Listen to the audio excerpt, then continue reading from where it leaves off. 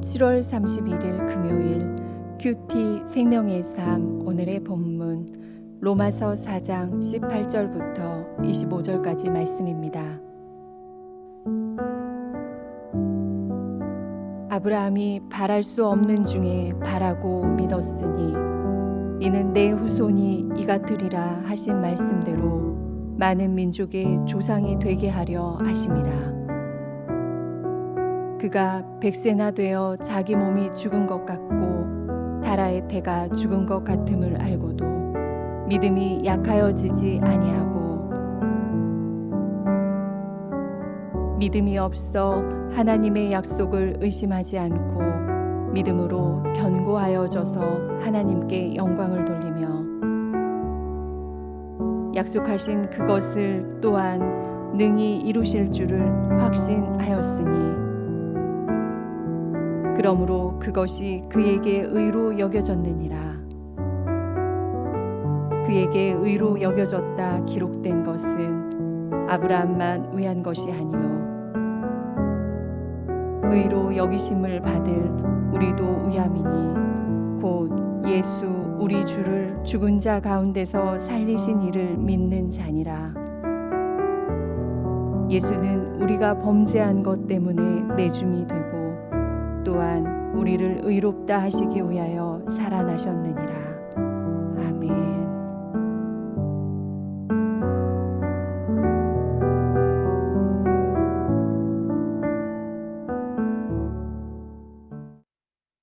하나님의 말씀을 자기 나름대로 확인하려는 사람들이 있습니다.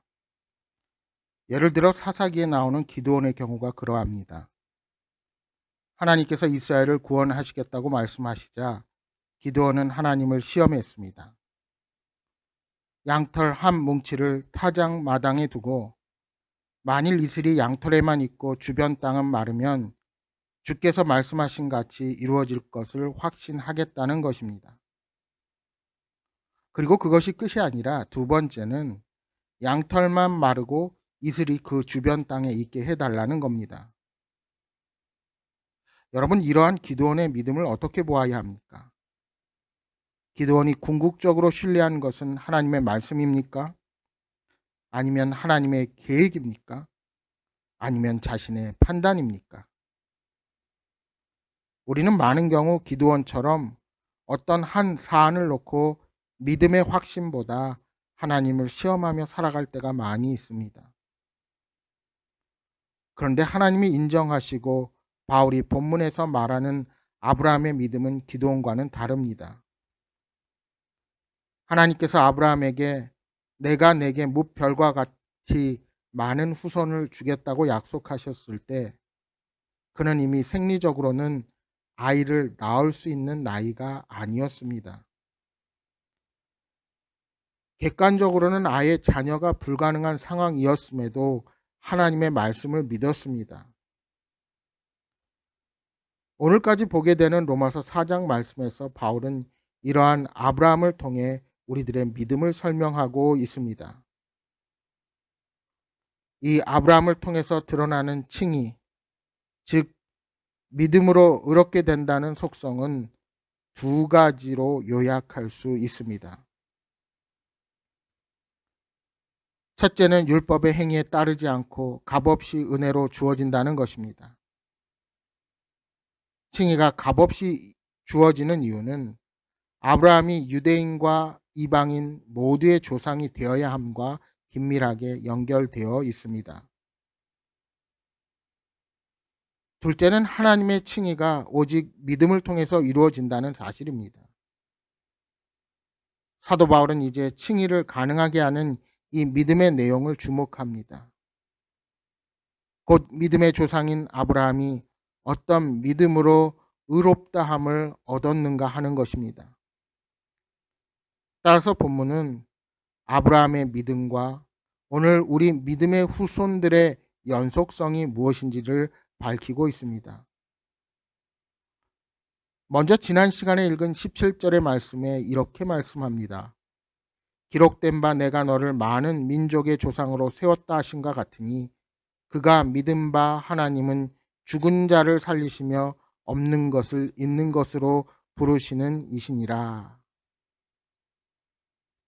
여기서 바울은 아브라함의 믿음을 죽은 자를 살리시는 하나님에 대한 신앙으로 정리합니다. 바울은 아브라함의 이러한 부활 신앙을 밝히고자 하는 것입니다. 그리고 계속해서 18절은 아브라함의 부활 신앙에 대해 바랄 수 없는 중에 바라는 믿음이라 정리합니다. 하나님은 아브라함에게 바랄 수 없는 약속을 주셨습니다. 그 약속은 내 후손이 바다의 모래와 같으며 하늘의 별과 같이 많을 것이라는 약속입니다. 하지만 말씀드린 것처럼 아브라함과 사라의 나이는 그러한 약속을 바라볼 수 있는 나이가 아니었습니다. 특히 사라는 월경이 끊어져서 생리적으로도 아이를 낳을 수 없는 상태였습니다. 그러나 아브라함은 하나님의 약속을 믿었습니다. 이것이 그의 믿음의 핵심적 내용으로 사도 바울은 이것을 부활 신앙으로 본 것입니다.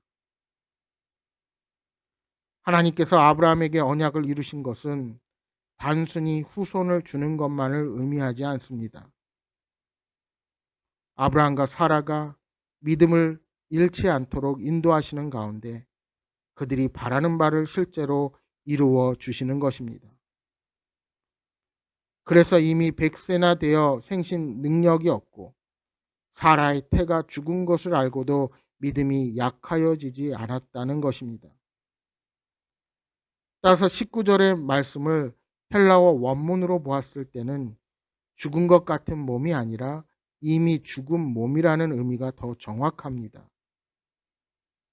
그러니까 아브라함은 더 이상 부부 관계를 통해 생물학적으로 아이를 가질 수 없는 상황을 직시한 것입니다. 그러함에도 믿음이 약하여지지 아니했다는 것입니다. 뿐만 아닙니다. 20절, 21절 말씀입니다. 믿음이 없어 하나님의 약속을 의심하지 않고 믿음으로 견고하여져서 하나님께 영광을 돌리며 약속하신 그것을 또한 능히 이루실 줄을 확신하였으니, 오히려 믿음이 더욱 견고해지고 하나님께 영광을 돌리기까지 합니다. 그리고 아브라함은 하나님이 능히 약속을 이루실 것이라고 확신했습니다. 여기 21절에 확신했다는 동사에 대해서 주목할 필요가 있습니다. 헬라어 원문에는 프레로포 레세이스라는 동사를 사용하는데 이 말은 설득하다의 부정과거 수동분사입니다. 이 말이 무슨 말이냐 하면 아브라함은 약속하신 이가 그 약속을 이루실 수 있는 분이라는 것에 대해서 확실하게 설득이 된 것입니다. 하나님은 이것을 아브라함의 의로 간주하신 것입니다. 아브라함의 믿음에는 하나님의 설득이 함께했던 것입니다. 그런데 이제 23절, 24절에서는 이러한 아브라함의 의를 우리들과 연결하고 있습니다. 그에게 의로 여겨졌다는 기록된 것은 아브라함만 위한 것이 아니요 의로 여기심을 받을 우리도 위함이니 곧 예수 우리 주를 죽은 자 가운데서 살리신 이를 믿는 자니라. 여기 24절에 우리는 바울이 지금까지 계속 설명해온 이들로 값없이 믿음으로 의롭다함을 얻은 사람들입니다. 그러니까 우리는 주님을 죽은 자 가운데서 살리신 이를 믿는 자를 말하는 것입니다.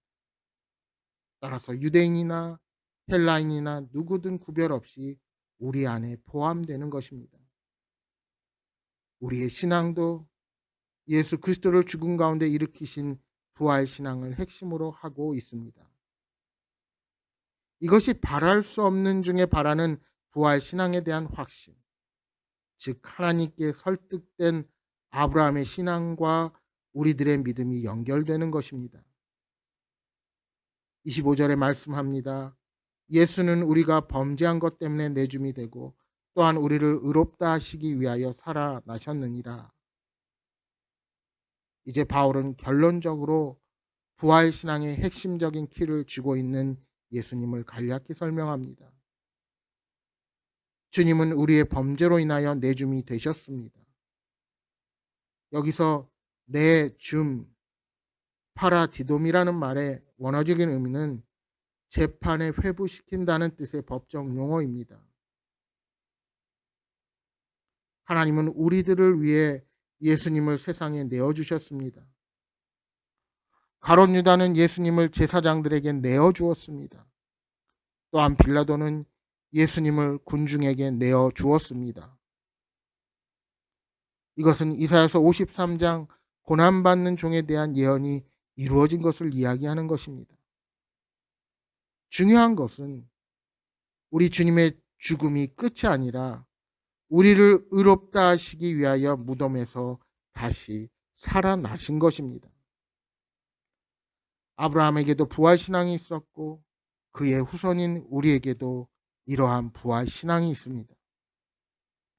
사랑하는 여러분, 하나님의 약속은 아브라함처럼 의심을 버리고 확신 가운데 끝까지 믿음으로 기다리는 자에게 이루어집니다. 하나님은 결코 그 명령대로 고향과 친척을 떠나거나 멜기세덱에게 11조를 바친 행위 또는 100세에 얻은 독자 이삭을 제물로 바친 행위를 통해서 아브라함을 의인으로 인정하지 않았습니다.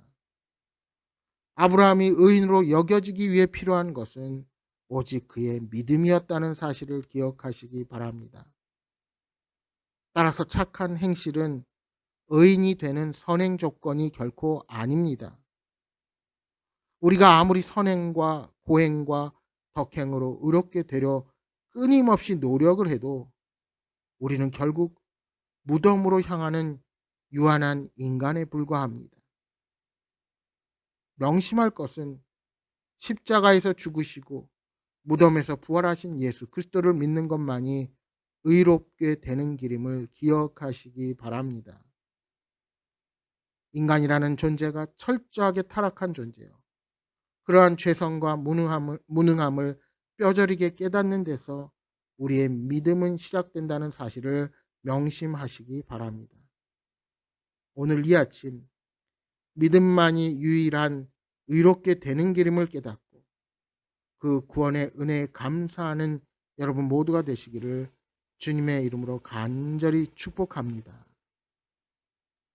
이 시간 함께 기도하겠습니다. 주님, 모든 의심을 버리고 바랄 수 없는 중에도 바라고 믿었던 그 신앙을 본받기 원합니다. 신실한 약속의 말씀을 붙들고 믿음의 길을 걸어가게 하여 주옵소서 하고 기도하시기 바랍니다. 거듭되는 장마가 온 나라 곳곳에 비 피해를 주고 있습니다. 더 이상 어려움을 겪지 않도록 하나님 우리와 함께하여 주옵소서 하고 기도해 주시기 바랍니다. 또한 여러분 가져오신 간절한 기도의 제목 놓고 기도하시기 바랍니다.